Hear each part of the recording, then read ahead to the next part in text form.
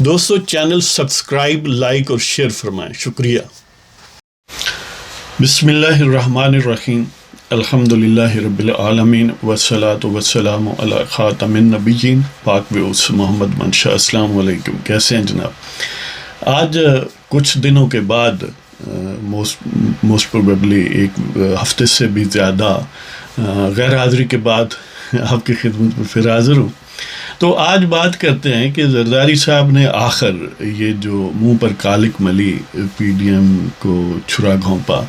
اس سے کیا پایا اور کیا کھویا۔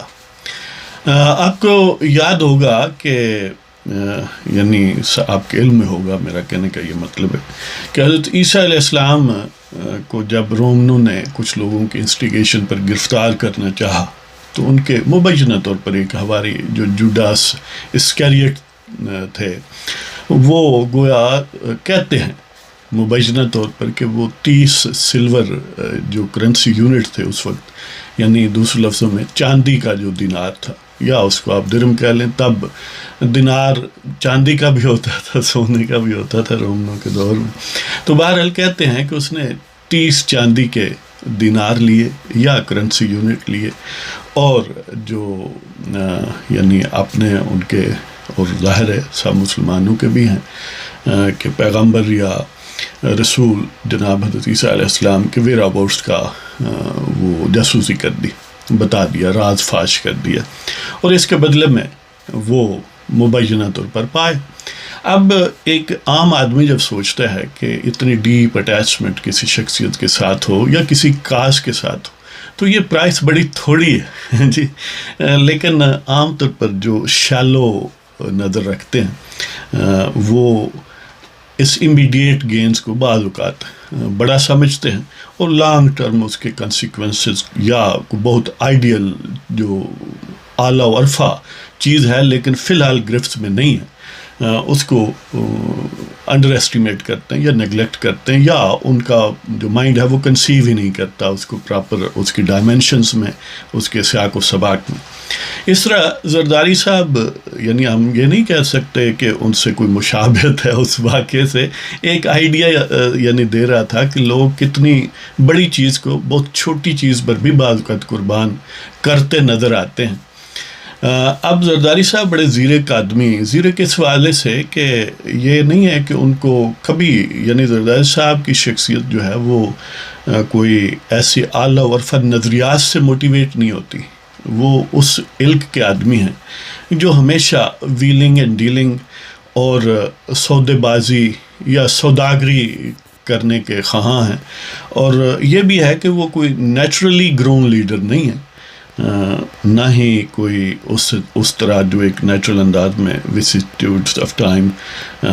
یا ٹرائلز ہیں وقت کی، ان میں سے گزر کے، اگرچہ وہ گزرے ہیں لیکن ان کے گزرنے کے سبب جو ہے وہ اتفاقاً ہے کہ اگر وہ یعنی مخصوص ماحول میں مخصوص جگہ پر نہ ہوتے تو شاید وہ یعنی پیپلز پارٹی جیسی ایک عام پارٹی کے سربراہ یا مائی باپ نہ بنتے۔ تو بہرحال لہذا انہوں نے کبھی کوئی، یعنی ویسے ساری پارٹیاں نظریاتی بات کرتی ہیں اور ان کی اٹیچمنٹ ظاہر ہے وقت کے ساتھ کبھی کم یا زیادہ ہوتی رہتی ہے، لیکن زرداری صاحب کی پرٹیکولر جو شخصیت ہے وہ زیادہ تر جو ہے وہ سودے بازی پر یقین رکھتی ہے، لہذا وہ یعنی کوئی ایسی اعلیٰ و عرفہ آئیڈیالوجی کو نہ آن کرتے ہیں، نہ سبسکرائب کرتے ہیں، نہ ہی ایسی چیزیں انہیں موٹیویٹ کرتی ہیں۔ تو اس صورت میں ان کی جو جہاں دیدہ تجربہ ان کا بہت ہے، ظاہر ہے خاردار سیاست میں طویل عرصے سے ہیں اور بڑے اپس اینڈ ڈاؤنز بھی دیکھیں،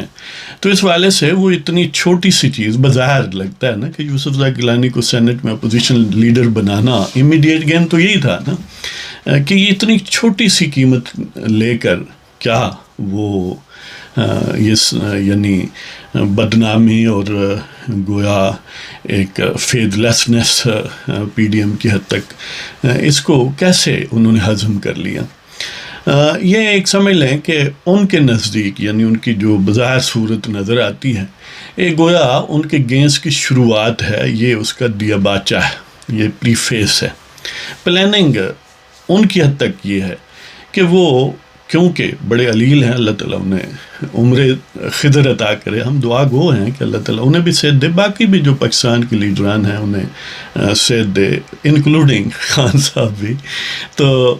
بہرحال میں اس میں باجوہ کو شامل نہیں کرتا کہ وہ حقیقتاً لیڈر نہیں ہے، وہ لیڈر تو بہت سارے اور بھی نہیں. تو بہرحال وہ زرداری صاحب کیونکہ بیمار ہیں اور وہ خود اس چیز کو یعنی مانتے ہیں کہ وہ کمزور ہیں. مثلاً کمزوری کا ایک سبب انہوں نے یہ کہا کہ ان کا ایک ہی بیٹا ہے. یہ باتیں قابل فہم ہیں، ظاہر ہے یہ کنکریٹ ورلڈ ہے، یہ ریئل ورلڈ ہے، یہ عالم اسباب ہے، اس میں یہ چیزیں عام ہیں. تو ایک تو ان کی یہ فنڈامنٹل کمزوری ہے، فزیکل کمزوری آپ اس کو کہہ لیں، فزیکل پولیٹیکل کمزوری. دوسرا یہ ہے کہ ایک آئیڈیالوجیکل لیکنگ ہے کہ وہ کبھی اعلیٰ ورفہ نظریات نہ رکھتے ہیں، نہ اس سے موٹیویٹ ہوتے ہیں. تیسرا یہ ہے کہ ان کا سٹائل آف پالیٹکس ہمیشہ جو ہے وہ سوداگری کا رہا ہے. اور چوتھا یہ ہے کہ آپٹیمم یعنی جب کوئی ماحول بنے تو اس میں یعنی خریدار جو ہیں وہ یعنی بیسٹ اویلیبل ہوں، تو ظاہر ہے زرداری صاحب وہ موقع ضائع نہیں کرتے. اس لیے وہ عام طور پر کہتے ہیں کہ یہ کوئی کمٹمنٹس، معاہدے وغیرہ جو ہیں وہ یہ کوئی قرآن و حدیث نہیں ہے مبینہ طور پر ان کی نظر میں. تو ان کو یعنی کہنے کا ان کا یہ مطلب ہے کہ ایٹ دیئر سویٹ ول جب بھی انہیں یہ موضوع لگے کہ ان کو چھوڑنا انہیں بینیفیشل ہے تو وہ چھوڑ سکتے ہیں. لہٰذا یہ ایک معمولی سی بات تھی کہ سینٹ میں اپوزیشن لیڈر، اصل ان کا ٹارگٹ یہ ہے کہ بلاول صاحب کو ایک ریال پولیٹک یا پاور پولیٹک میں بڑا بھرپور انداز سے کہیں سیٹ کرنا، کہیں ان کو سلاٹ ایسا پرووائڈ کرنا. اب کیونکہ جو پاکستان میں بدماشیہ ہے جس کے سرگنا قمر باجوہ صاحب ہیں، ان کے پاس جو انہوں نے بڑا گروم کیا، یعنی انہوں نے مطلب اس میں ظاہر ہے ان کے پریڈیسیسرز بھی شامل ہیں، یعنی رحیل شریف کہہ لیں یا ان کے ساتھی فیاض حمید کہہ لیں یا ان سے پہلے عبدالسلام ظہیر الاسلام وہ کہہ لیں یا پاشا صاحب کہہ لیں. یہ سارے حضرات جو ہیں انہوں نے بڑی تگ و دو کے بعد ایک فیک شخص کو بڑے انسیسنٹ پروپیگنڈا کے ساتھ اس کو لوگوں کے سامنے دیوتا بنا کر پیش کیا. اس کو وہ بڑا جتنا محنت کر کے انہوں نے اس کو دیوتا بنایا، اس سے زیادہ جلدی زیادہ تیزی کے ساتھ وہ گرا اور ڈسیپیٹ ہو گیا. اب خان صاحب نام کی جو شخصیت ہے اس میں جتنی بھی ہوا ڈالیں وہ پھول نہیں سکتی، یعنی وہ غبارہ پھٹ چکا ہے. لہذا انہیں بھی ایک نیا غبارہ چاہیے، اور زرداری صاحب کے پاس وہ ایک غبارہ چھوٹی صورت میں موجود ہے. وہ سمجھتے ہیں کہ اس میں ہوا بھرنے سے یہ بھی پھول کے اس طرح کی کارکردگی دکھا سکتا ہے. اور جو بدماشی ہے ان کے پاس کیونکہ وہ قحط الرجال ہے، لہذا انہوں نے سوچا کہ کیوں نہ اس کو آزمایا جائے.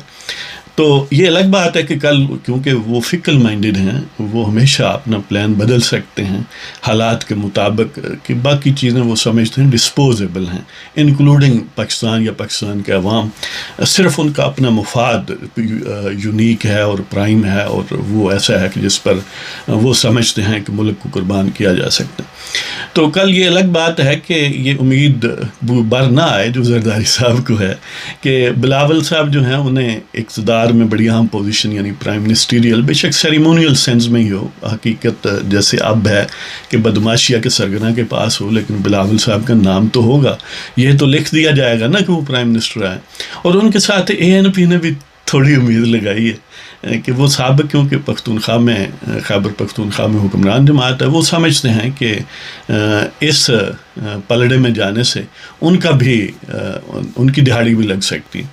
تو مطلب یہ ہے کہ ایک طرف تو بدماشیہ یا اسٹیبلشمنٹ کو یہ ضرورت تھی کہ اب یہ غبارہ تو پھٹ چکا جس کو ہم نے بڑا جو ہے وہ گروم کیا تھا اور بڑی ہوا بھری تھی، دو لوگوں کو دھوکہ دیا تھا، کیونکہ وہ ہر سٹیپ جو ہے وہ اس کا بازو پکڑ کر ہی اس کو وہاں سے گزارتے ہیں. اپنے طور پر تو وہ کچھ کرنے کے بالکل ہی قابل نہیں ہیں. لیکن وہ جب کنٹراسٹ انہوں نے یہ اب دیکھتے ہیں کہ پیپلز پارٹی بہرحال ایک آزمودہ پارٹی ہے، ٹھیک ہے، زرداری صاحب کی بڑی محنت سے وہ صرف اندرون سندھ کی محدود حد تک پارٹی ہے، اور اس وقت تک ہے جب تک اسٹیبلشمنٹ اس کے ساتھ ٹکرائے نہیں. جب تک اسٹیبلشمنٹ کے سمجھ لیں کہ بیہسٹ پر وہ